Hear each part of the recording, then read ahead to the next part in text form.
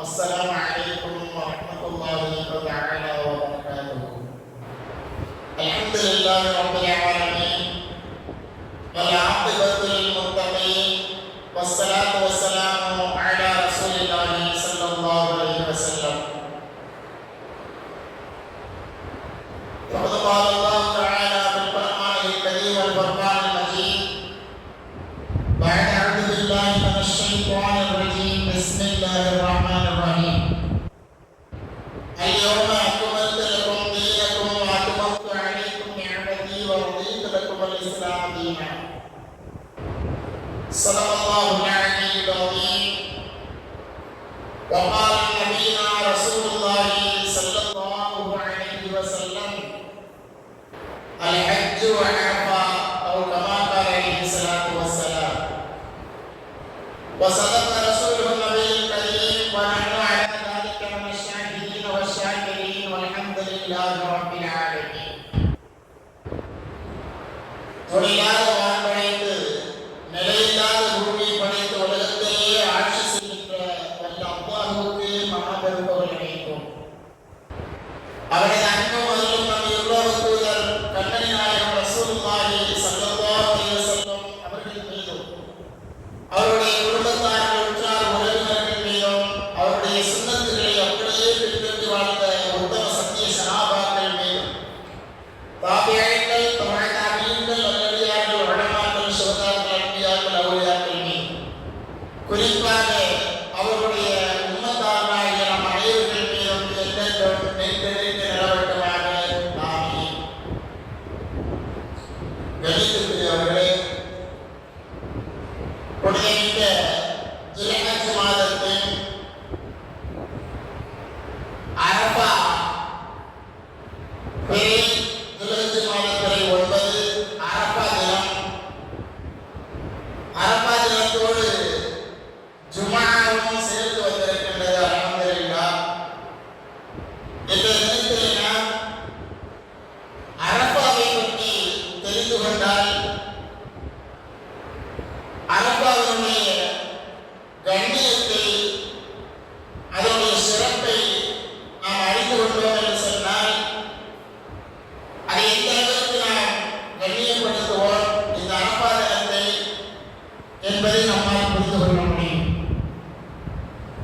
அரஃபா என்று சொன்னால், அரஃபா என்று சொல்லக்கூடிய அந்த வார்த்தைக்கு அர்த்தம், அரஃபா என்பது ஒரு மைதானம். அந்த அரஃபா என்பதற்கு அர்த்தம் அறிந்து கொள்ளுதல் என்பதாக பொருள்.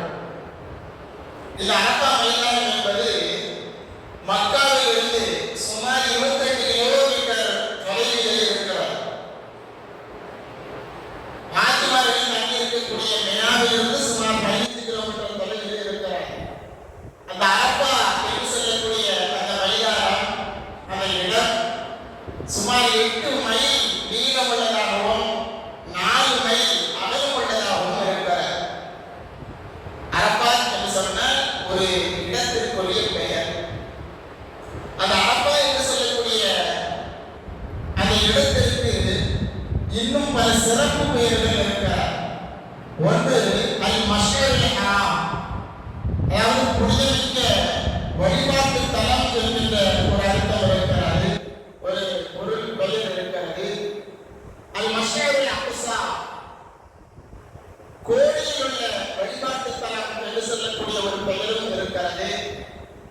அந்த அரஃபாவினுடைய நடுவே ஒரு மலை குன்று, அது ஜபல் ரஹ்மத் என்று சொல்லக்கூடிய அருள் மலை என்று பெயர் பெற்ற ஒரு பிரபலமான ஒரு மலை குன்று கொண்டு இருக்கிறார். இந்த அரஃபா என்று சொன்னால் அறிந்து கொள்ளுதல் என்பதாக பொருள். எதற்காக இந்த பெயர் வந்தது என்று சொன்னால், அறிஞர் பெருமக்கள் நமக்கு 2 விஷயத்தை சொல்லித் தருவார்கள்.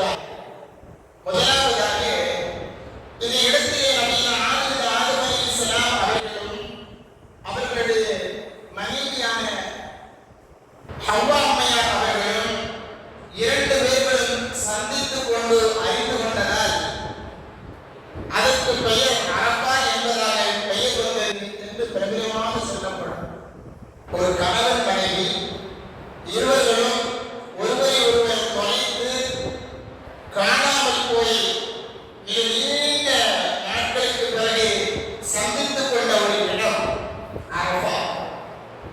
அந்த அரபாவிலே தான் இன்றும் வருடந்தோறும் லட்சோப லட்ச மக்கள் ஒன்று கூடக்கூடிய ஒரு வழிபாட்டு தலமாக அல்லாஹ் ரப்பல் ஆலமீன் மாற்றி இருக்கின்றார் என்று சொன்னால் ஏன் எதற்கு என்பதாக சிந்திக்கக்கூடிய நிலையில் நாம் எல்லாம் இருந்து கொண்டிருக்கிறோம்.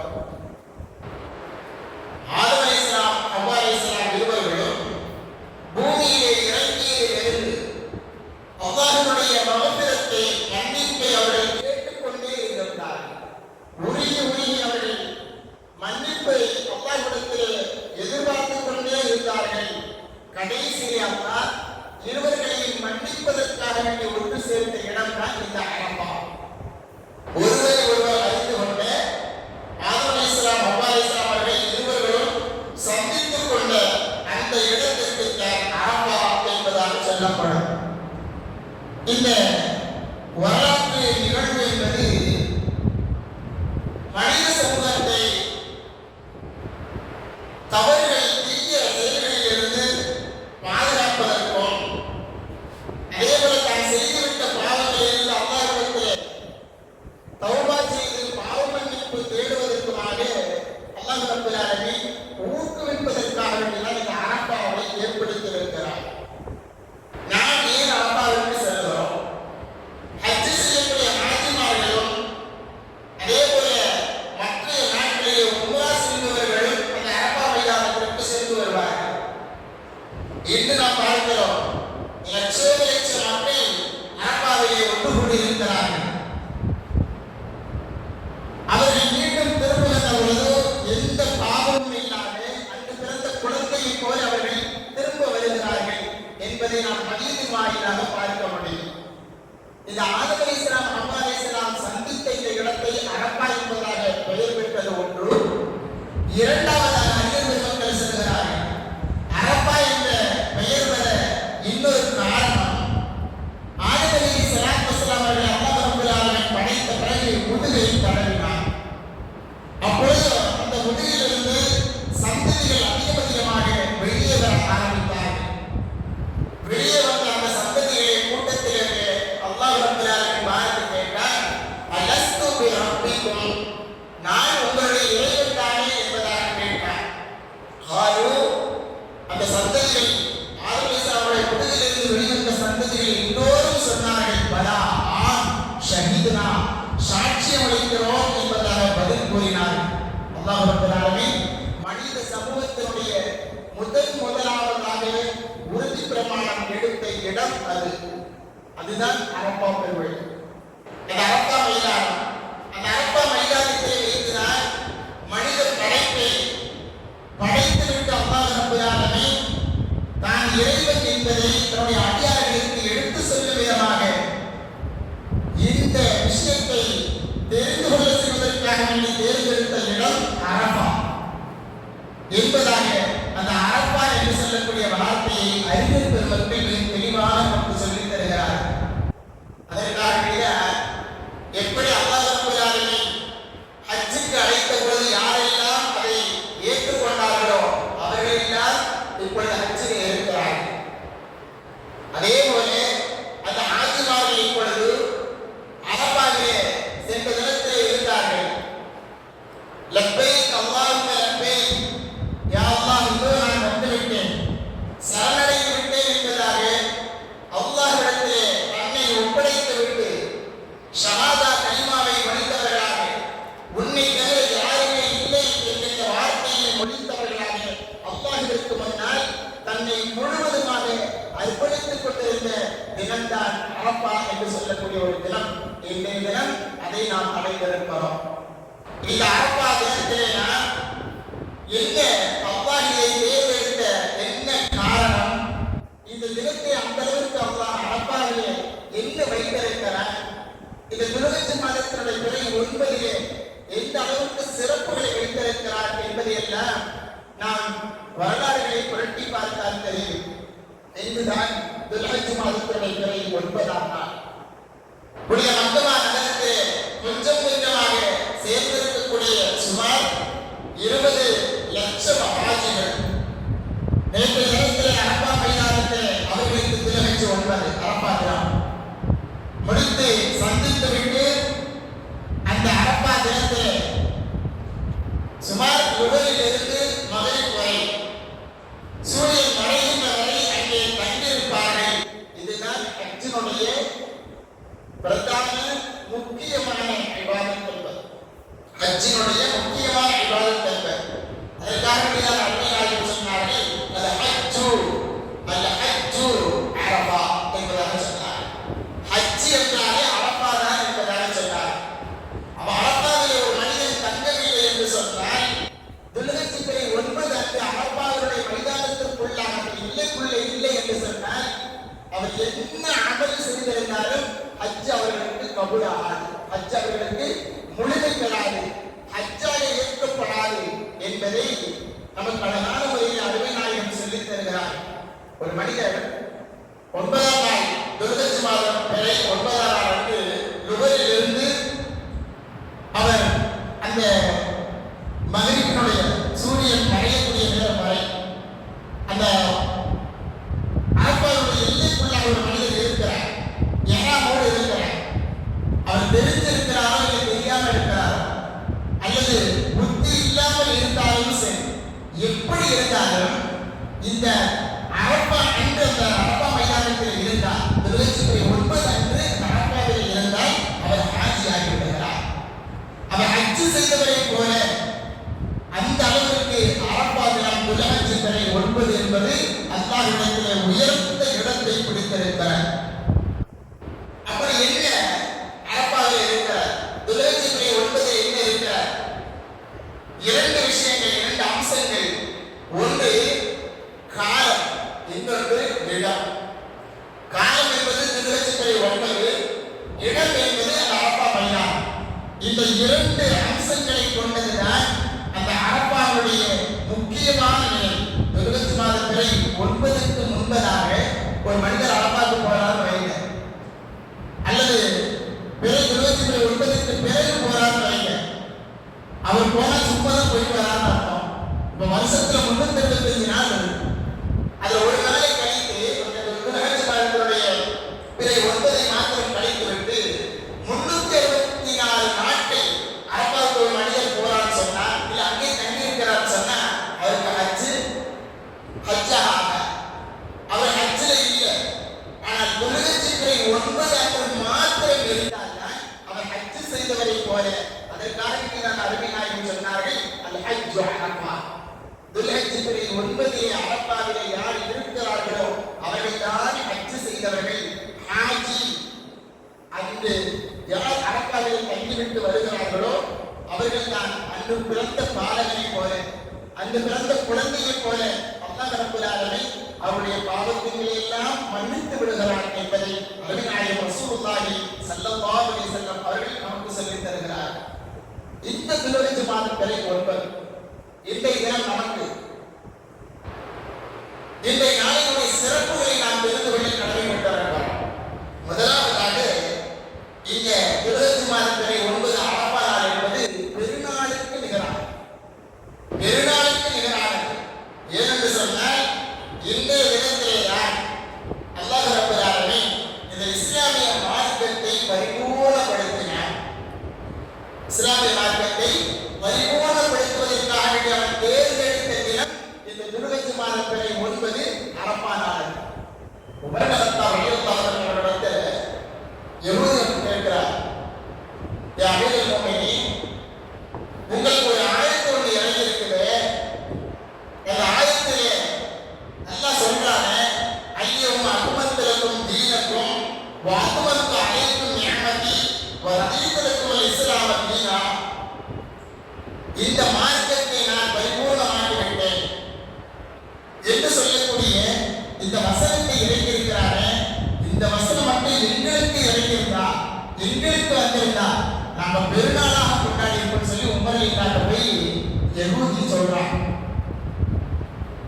அப்ப உமர் ரலியல்லாஹு அன்ஹு சொன்னார்கள், நீ சொல்றது உண்மைதான். அந்த வசனம், அந்த ஆயத்து இறங்கிய விதம் எது தெரியுமா? இறங்கிய நாள் எது தெரியுமா? எங்களுக்கு கம்பெனி நாயகம் ரசூலுல்லாஹி ஸல்லல்லாஹு அலைஹி வஸல்லம் அவர்கள் அரபாவிலே இருந்த பொழுதுதான் அல்லாஹ் ரப்பல் ஆலமீன் இந்த வசனத்தை இறக்கி வைத்தார். இந்த நாளிலே அரபா துல்ஹஜ்ஜின் பிறை 9ஆம் நாள் அன்று இந்த அரபா மைதானத்தில் தான் அந்த வசனத்தையே இறக்கி வைத்தார் என்பதாக உமர் ரலியல்லாஹு அன்ஹு சொல்லிவிட்டு சொன்னார்கள், எங்களுக்கு பெருநாளிலே தான் அல்லாஹ் இறக்கி இருக்கிறார் என்பதாக பெருமைப்பட பேசுகிறார்கள் என்று சொன்னால், இந்த துல்ஹஜ் மாதத்தினுடைய பிறை 9ஆம் நாள் பெருநாளுக்கு நிகரான நாள். ஒன்று தெரியுமா? மார்க்கத்தினுடைய பணிகளுடைய நிறைவுகள் நபிமார்களுக்கு அல்லாஹ் ரப்பல் ஆலமீன் ஒவ்வொரு நபிக்கும் மார்க்க விஷயங்களை அந்தந்த நேரத்தில் அவர்களுக்கு தகுந்தவாறு இறக்கி வைத்தார். பெரும்பாலான நபிமார்கள் தங்களுடைய மார்க்க பணிகளை நிறைவு செய்யவில்லை. உதாரணமாக சொல்ல வேண்டும் என்று சொன்னால், தௌராத் வேதம். தௌராத் வேதத்தை அல்லாஹ் மூசா அலைஹிஸ்ஸலாம் அவர்களுக்கு இறக்கி வைத்தார். ஆனால் தௌராத் வேதத்தினுடைய எல்லா சட்டத்திட்டங்களையும் முழுமைப்படுத்தி மார்க்கப்படியிலே முழுமைப்படுத்தாமலேயே மூசா அலைஹிஸ்ஸலாம் அவர்கள் ஒப்பாரித்தார். முழுமைப்படுத்த அதே போல பைத்துல் முகத்தஸை நபினா சுலைமான் அலைஹிஸ்ஸலாத்து வஸலாம் அவர்கள் கட்டிக் கொண்டிருந்தார்கள். கட்டி முடிக்கல, அதுக்குள்ளேயும் கொண்டாடினார். அதே போல நபினா ஈசா அலைஹிஸ்ஸலாத்து வஸலாம் அவர்கள் தங்களுடைய பணிகளை இன்னும் முடிக்கல, அதற்குள்ள அல்லாஹ் அவர்களை உயர்த்தி கொண்டார். ஆனால் நம்முடைய கம்பெனி நாயகம் ரசூலுல்லாஹி ஸல்லல்லாஹு அலைஹி வஸல்லம் அவர்களுடைய பணியை மாத்திரம்தான் அருள்மறை குர்ஆனுடைய வசனத்தை இறக்கி, அல்யௌம அக்மல்து லக்கும் தீனக்கும், உங்களுடைய மார்க்கத்தை நான் முழுமைப்படுத்தி விட்டேன் என்பதாக அல்லாஹ் ரப்பல் ஆலமீன் அருமை நாயகம் ஸல்லல்லாஹு அலைஹி வஸல்லம் அவர்கள் மாத்திரம்தான் மார்க்கப்படியை முழுமைப்படுத்தினார்கள் என்பதை என்கின்ற அந்த வார்த்தையை, வசனத்தை கியாமத் நாள் வரை பதிவு செய்ய வேண்டும் என்பதற்காக வேண்டி அந்த வசனத்தை அல்லாஹ் ரப்பல் ஆலமீன் இதே அரபா தினத்தை நான் இறக்கி வைத்தார் என்று சொன்னால், இந்த அரபா தினம் பெருநாளுக்கு நிகரான ஒரு நாள், பெருநாளுக்கு நிகரான ஒரு நாள். அதே போல இந்த அரபா தினத்தை அல்லாஹ் ரப்பல் ஆலமீன் நிறைய பாவிகளை, நரகவாதிகளை, நிறைய நபர்களை அல்லாஹ் இந்த அரபா தினத்தை அந்த துல்ஹஜ் பிறை 9ஆம் நாள் அன்று விடுதலை செய்கிறான் என்பதாக நபிநாயகம் ரசூலுல்லாஹி ஸல்லல்லாஹு அலைஹி வஸல்லம் அவர்கள் சொல்லி காண்பித்தார். எப்பொழுதும் எந்த நாயகம் இல்லாத அளவுக்கு நரகவாதிகளை அல்லாஹ் ரப்பல் ஆலமீன் விடுதலை செய்கிறான். அந்த விடுதலை செய்ய அவன் தேர்ந்தெடுத்த நாள் இந்த துல்ஹஜ் மாதம் பிறை 9. அதே போல இந்த துல்ஹஜ் மாதம் பிறை 9 அரபா நாள் அன்று ஷைத்தான் சிறுமைப்படுத்தப்படுகிறான். அருமைநாயகம் சொன்னார்கள், மாரீ ஷைத்தான் யௌமன் ஹுவ ஃபீஹி அஸ்வர், அவன் சிறுமைப்படுத்தப்படுகிறான். எப்பொழுது தெரியுமா?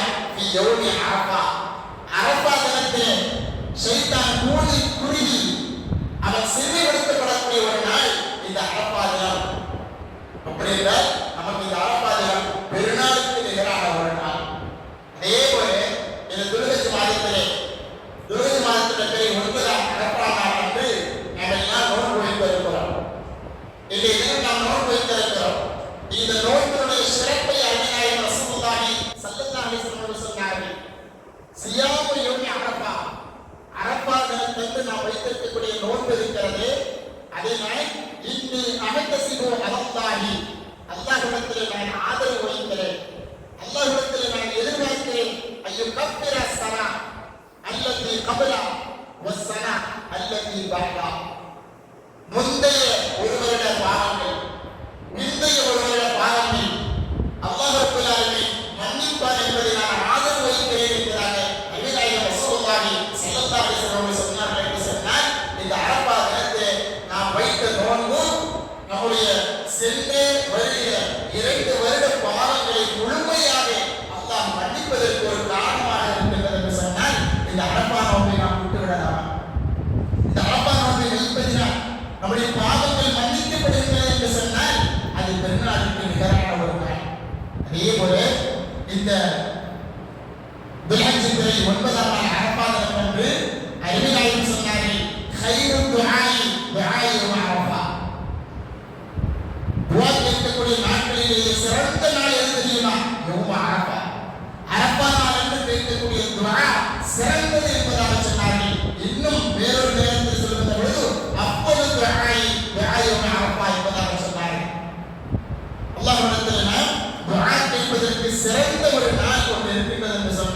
அது யௌமு அரஃபா, அரஃபா நாள் என்பதாக சொன்னார்கள். அத்தகைய துல்ஹஜ் மாத 9ஆம் நாள்ல நாம் அல்லாஹ்விடத்தில் நம்முடைய துஆவை எல்லாம் கபூல் செய்யப்படக்கூடிய நாளாக நாம் பெற்றிருக்கின்றோம். அத்தகைய இந்த அரஃபாவுடைய நாள்ல பெருநாளுக்கு நிகரான ஒரு நாள். இந்த அரஃபா நாளில் நம்ம இருக்கக்கூடிய ஒரு சிலருடைய சின்ன சின்ன குழப்பம், அதாவது ஹாஜிமார்கள் எப்பொழுது அரஃபாவிலே தங்கியிருக்கிறார்களோ அதுதான் அரஃபா என்பதாக நம்மிலே ஒரு சிலர்கள் குழப்பவாதிகள் குழப்பிக் கொண்டிருக்கிறார். நாம் குழப்ப வேண்டிய அவசியமே இல்லை. நாம் எங்கு இருக்கிறோமோ நமக்கு அங்கே என்ன பிறையோ அதுதான் நமக்கு. இன்னைக்கு நமக்கு அரஃபா துல்ஹஜ் மாதத்திலே 9. ஹாஜிமார்கள் மக்காவிலே இருக்கிறார்கள். அவர்களுக்கு அங்கே நேற்றைய தினத்திலே அரஃபா, அரஃபாவை அவர்கள் முடித்துக் கொண்டார்கள். அவர்களுக்குரிய ஊரிலே இருக்கக்கூடிய இடத்திலே அவர்களுக்கு அரஃபா. நாம் எங்கே இருக்கிறோமோ நமக்கு இங்கே அரஃபா. இதை மிக தெளிவாக சொல்ல வேண்டும் என்று சொன்னால் மார்க்கறிஞர்கள் ஒரே வார்த்தையை சொல்வார்கள், யௌமு அரஃபா. அரஃபானா என்ன? உலகையும் அத்தாஸ்கேமன் ஷஹரில் வச்சா துல்ஹஜ்ஜில் 9ல அரஃபாவுடைய நாள் சொல்லி முடிச்சிட்டாங்க. அப்ப நமக்கு எப்போ துல்ஹஜ் மாதத்தில் 9? இன்னைக்கு தான். அப்ப இன்னைக்கு தான் நமக்கு அரஃபா. மக்காவில் இருக்கக்கூடிய பல மைல்களுக்கு அப்பால் இருக்கக்கூடிய ஹாஜிமார்களுக்கு துல்ஹஜ்ஜில் 9 எப்பொழுது? நேற்று. அவர்களுக்கு நேற்று அரஃபா. நேற்றுக்குரியவர்கள் நாம் சிந்தித்து பார்த்தோம் என்று சொன்னால் நமக்கே புரியும். உதாரணமாக இப்பொழுது ஜப்பானிலே பார்த்தோம் என்று சொன்னால் பாதி பகல் கடந்த பிறகுதான் மக்காவுடைய அரஃபாவை ஆரம்பிக்கும். மக்காவுடைய அரஃபாவுடைய நாள் ஆரம்பமே இப்போ ஜப்பானிலே மத்திய நேரத்துக்கு பிறகு ஆரம்பிக்குது. சூரியன் உயர்ந்த பிறகுதான் ஆரம்பிக்குது. அதே போல அரஃபாவுடைய தினம் முடிகின்ற பொழுது அமெரிக்காவுடைய சில ஊர்கள் விடுஞ்சிடும். இது ரெண்டையும் நீங்க கம்பேர் பண்ணி பார்த்தீங்கன்னா தெரியும். இங்கே காலையும் மாலையும் எப்படி இருக்கிறதோ அதைத்தான் நாம் பின்பற்ற வேண்டும். அதைத்தான் நாம் பின்பற்ற வேண்டும். நாம் எங்கே இருக்கிறோமோ அங்கே எந்த பிழையோ அதை தான் நாம் பின்பற்ற வேண்டும் என்பதை மார்க்க அறிஞர்கள் நமக்கு மிக தெளிவாக சொல்லித் தருகிறார்கள். எண்ணிக்கையாளர்களே, எனவே இந்த ஆண்டு நேற்று தினமே அவர்கள் மக்காவிலே ஹாஜிகள் அவர்களுக்கு துல்ஹஜ்ஜில் 9 என்பதனால் அவர்கள் அரஃபாவுடைய தினத்தை அவர்கள் முழுமைப்படுத்திவிட்டு அவருடைய ஹஜ்ஜினுடைய விடைகளை முடிப்பதற்காக வேண்டி இன்றைய காலை நேரத்தில் அவர்கள் ஹரம் ஷரீஃபுக்கு வந்திருப்பார்கள். விழாவுக்கு வந்து அவர்கள் குர்பானி கொடுத்துவிட்டு முடியை இறக்கி தன்னுடைய ஹஜ்ஜை நிறைவேற்றியிருப்பார்கள். இன்ஷா அல்லாஹ் அந்த பெருநாள் ஈத் என்பது நாளை நமக்கு வர இருக்கிறார். காரணம், நமக்கு நாளைக்கு தான் துல்ஹஜ் 10.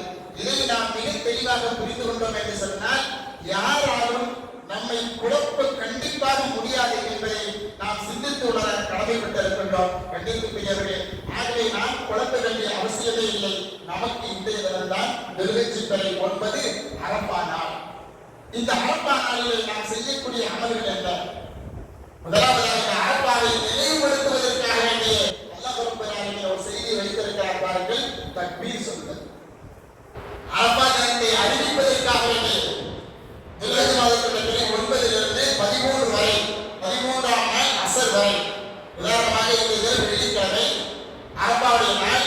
இன்றைய காலை சுபஹிலிருந்து நம்மில் இருக்கக்கூடிய ஒவ்வொரு முஃமினான முஸ்லிமான ஆண்கள் எல்லோரும் நாம் பள்ளிவாசலில் ஜமாத்தாக தொழுதாலும் தனியாக தொழுதாலும் வீடுகளிலே பெண்கள் தனியாக தொழுதாலும் எல்லோருமே தக்பீர் சொல்லி ஆக வேண்டும். 23 மட்டுகள் நாம் தக்பீர் சொல்ல வேண்டும். அந்த தக்பீரை ஆரம்பிக்கக்கூடிய தினம் இந்த அரஃபா. அரஃபாவை நினைவுபடுத்துவதற்காக வேண்டிய அல்லாஹ் ரப்பல் ஆலமீன் வذ்குருல்லாஹ ஃபி அய்யாமின் மஅதூதா என்று சொல்லக்கூடிய அருள்மறை குர்ஆனுடைய வசனத்தை கொண்டு நமக்கு அல்லாஹ் நினைவூட்டுகிறார். நாம் அந்த தக்பீர்களை கண்டிப்பான முறையில் தனியாக தொழுதாலும் சொல்ல வேண்டும். வீட்டிலே பெண்கள் தொழுதாலும் அவர்களுக்கு நாம் சொல்லிக் கொடுக்க வேண்டும் என்பதை நாம் நிச்சயமாக கவனத்தை கொள்ள வேண்டும். இந்த அரஃபாவுடைய தினத்தை, பெருநாளுடைய இரவினுடைய தினத்தை நாம் வீணடித்து விடாமல் நிறைய நல்ல அமல்கள் செய்வதற்கு நாம் விருப்பட வேண்டும். ஏனென்று சொன்னால் இந்த அரஃபா தினம் என்பது அல்லாஹ்விடத்திலே உயர்ந்த தினமாக இருக்கிறார். விஷயம் தெரியுமா? ஹஜ்ஜத்துல் வதா என்று சொல்லக்கூடிய அபிநாயகம் ரசூலுல்லாஹி ஸல்லல்லாஹு அலைஹி வஸல்லம் அவர்கள் ஹஜ் செய்த பொழுது அல்லாஹ் ரப்பல் ஆலமீன் அல்யௌம அக்மல்து லக்கும், இந்த இடத்திலே மார்க்கத்தை நான் பரிபூர்ணமாக்கி விட்டேன் என்று சொன்ன வசனத்தை இறக்கிய இந்த தினம் அரஃபா தினத்திலே அல்லாஹ் ரப்பல் ஆலமீன் ஈமான்தாரிகள் எல்லோரையும் ஒன்று கூட்டிய ஒரு நாள். 1.4 லட்சம், சுமார் 1,24,000 சஹாபா தோழர்கள் ஒன்று சேர்ந்த ஒரு தினம். அருமைநாயகம் ஸல்லல்லாஹு அலைஹி வஸல்லம் அவர்கள் தலைமையிலே எல்லோருமே ஒன்று கூடி ஒரே இடத்திலே அரஃபாவிலே சந்தித்த தினம் என்ற தினம். இந்த தினத்திலே 1.4 லட்சம் சஹாபா தோழர்கள் ஒன்று கூடியிருந்தார். அருமைநாயகம் ஸல்லல்லாஹு அலைஹி வஸல்லம் அவர்கள் மார்க்கத்தை முழுமைப்படுத்தி எல்லா விஷயத்தையும் எடுத்துச் சென்றார்கள். எல்லா விஷயங்களையும் எடுத்துச் சென்றார்கள். கடைசியாக ஒரு வார்த்தை சொன்னார்கள், பல்லிகு அன்னி வலு ஆயா. இங்க வந்திருக்கிறீங்க, நீங்கள் எல்லாம் கேட்டுக்கொண்டு விட்டீர்கள்.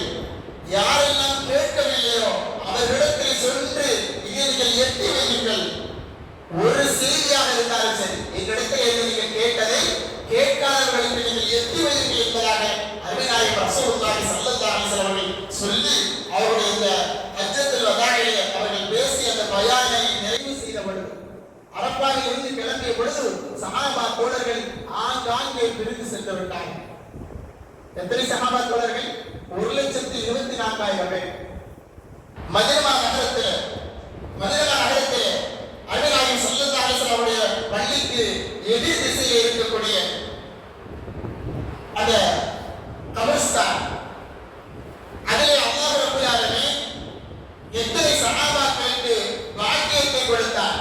ஜன்னத்துல் பகீ என்று சொல்லக்கூடிய அந்த இடத்திலே, அந்த அடக்க ஸ்தலத்திலே வெறும் 10,000 சஹாபாக்கள் மாத்திரம்தான் அடக்கப்பட்டிருக்கிறார். வெறும் 10,000 சஹாபாக்கள் மாத்திரம்தான். அதேபோல இன்னும் 30,000 சஹாபா தோழர்கள் எகிப்து, சிரியா போன்ற ஒரு சில ஊர்களுக்கு, நாடுகளுக்கு சென்று ஆங்காங்கே சுமார் 30,000 சஹாபாக்கள் என்பதாக கணக்கிட்ட அறிஞர் பெருமக்கள் சொல்லுகிறார்கள். கூட்டி கழித்து பார்த்தால் வெறும் 40,000 நபர்கள் மாத்திரம் கணக்கிலே நாம் எடுக்கிறோம். இன்னும் இருக்கக்கூடிய மற்ற சஹாபா தோழர்கள் எல்லாம் எங்கே போனார்கள்? ஹதீஸ்களை வல்லுநர்கள் எழுதுகிறார்கள். ஹஜ்ஜத்துல் வதா முடிந்த பிறகு அருமைநாயகம் ஸல்லல்லாஹு அலைஹி வஸல்லம் அவர்கள் சொன்ன அந்த வார்த்தையை உயிர் கொடுப்பதற்காக வேண்டி அவர்கள் வந்த அந்த வாகனம் எந்த திசையிலே செல்கிறதோ அப்படியே சென்றார்கள். ஒட்டகத்திலே வந்தவர்கள் ஒட்டகம் எங்கே போகிறதோ அங்கே அப்படி சென்று விட்டார்கள். இப்படி பல திசைகளிலே பிரிந்து சஹாபா தோழர்கள் ஆங்காங்கே சென்று இஸ்லாமிய வரலாற்றுடைய அருமை நாயகத்தின் ஒவ்வொரு ஹதீஸையும் ஆங்காங்கே எட்டி வைத்தவர்களாக ஆங்காங்கே அடக்கப்பட்டார்கள். எங்கே, எப்படி, எந்த இடத்திலே யார் என்பதை நாம் அறியாமல் இருந்து கொண்டிருக்கிறோம். உதாரணமாக சொல்ல வேண்டும் என்று சொன்னால், பல 1000 மைல்களுக்கு அப்பால் இதோ கோவளத்திலே தமீம் அல் அன்சாரி ரலியல்லாஹு தஆலா அவர்கள் அந்த அரஃபா மைதானத்திலே பங்கு பெற்றவர்கள் இங்கே வந்திருக்கிறார்கள். நம்முடைய கண்களுக்கு முன்னால் ஒரே ஒரு சஹாபி காட்சி தருகிறார். இன்னும் அந்த அரஃபா மைதானத்தில் அருமை நாயகத்தினுடைய அந்த ஹஜ்ஜத்துல் வதாஇலே கலந்து கொண்ட ஏழைய சஹாபா தோழர்கள் எங்கே சென்றார்கள்? கண்ணியத்திற்குரியவர்களே, அல்லாஹ் ரப்பல் ஆலமீன் ஈமானை, இஸ்லாத்தை முழுமைப்படுத்தி அங்கிருந்து அரஃபாவிலிருந்து தான் ஆங்காங்கே அல்லாஹ் இஸ்லாத்தை பரப்புவதற்காக வேண்டி அருமை சஹாபா தோழர்களை வழிநடத்தி சென்றார் என்று சொன்னால், அத்தகைய அந்த அரஃபா பெருவெளிதான் பெருநாளுக்கு நிகரான ஒரு நாள். அந்த அரஃபா நாளை நாம் பெற்றிருக்கிறோம். இந்த இடத்தை நாம் வீணடித்து விடாமல் முடிந்த அளவுக்கு நிறைய நன்மைகள் செய்வது, அல்லாஹ்விடத்தில் அதிகமாக துஆ செய்வது. அருமைநாயகம் சொன்னதை போல ஏனைய நாட்களை விட துஆ அல்லாஹ்விடத்திலே கபூலாக்கப்படுவதற்கு சிறந்த தினம் இன்றைய அரஃபா தினம். துல்ஹஜ் மாதம் 9 என்பதாக அருமைநாயகம் ஸல்லல்லாஹு அலைஹி வஸல்லம் அவர்கள் நமக்கு கற்றுத் தந்திருக்கிறார்கள். அந்த தினத்தை நாம் வீணடித்து விடாமல், இந்த தினத்திலே நம்மிலே நிறைய நபர்கள் அரஃபாவுடைய உண்மையான அந்த கண்ணியத்தை அறிந்தவர்கள் நம்மிலே நோன்பு வைத்திருக்கிறோம். அல்லாஹ் ரப்பல் ஆலமீன் நம்மிடமிருந்து அந்த நோன்பை கபூல் செய்வாராக. அரஃபா நாளுடைய அருமையை உணர்ந்து அதே போல அது தரக்கூடிய பாடத்தையும் நாம் நம்முடைய வாழ்க்கையை வாழ்வதற்கும் அல்லாஹ் ரப்பல் ஆலமீன்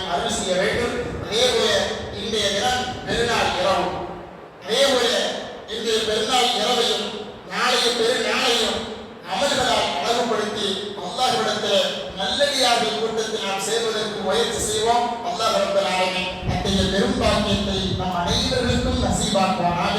ஆமீன். வாஹிர் தஅவானா அல்ஹம்துலில்லாஹி ரப்பில் ஆலமீன். வஸ்ஸலாமு அலைக்கும் வரஹ்மத்துல்லாஹி தஆலா வபரகாத்துஹு.